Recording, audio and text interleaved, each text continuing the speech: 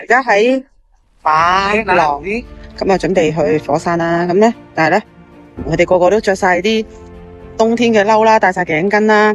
咁我以為上面零下幾多度啦，原來7度。咁咧，其實7度咧，我覺得我咁樣就夠暖噶啦。同埋咧，原來咧，我哋一行6個人啦，咁5個印尼人，我講香港人咧，佢哋見到咧，我唔係印尼人咧，就話要加價咯。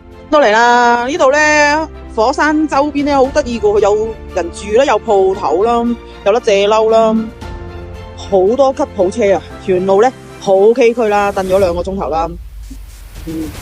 跟住咧，原來咧，印尼啲廁所係要俾錢嘅，我就奇怪點解間鋪頭都咁大隻字寫住廁所，以為咁 welcome 啦，原來要俾錢噶咯。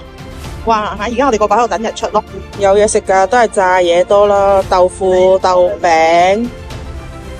你睇，其實咧個個咧都着褸啦，就得我一個咧着短褲啦、風褸啦，個個都覺得好奇怪啦。咁咧，但係咧係有頸巾租借嘅，亦都有褸借嘅，但係我覺得我唔使借褸，因為其實我到而家都唔凍。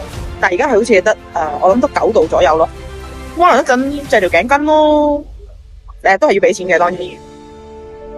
入到嚟咧，要上去睇日出咧，就有一條好斜又好跣嘅斜路啦。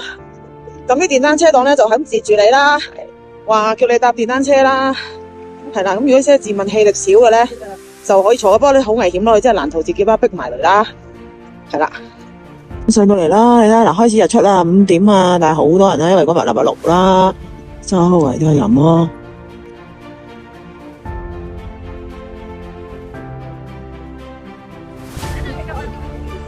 哇，好靚啊！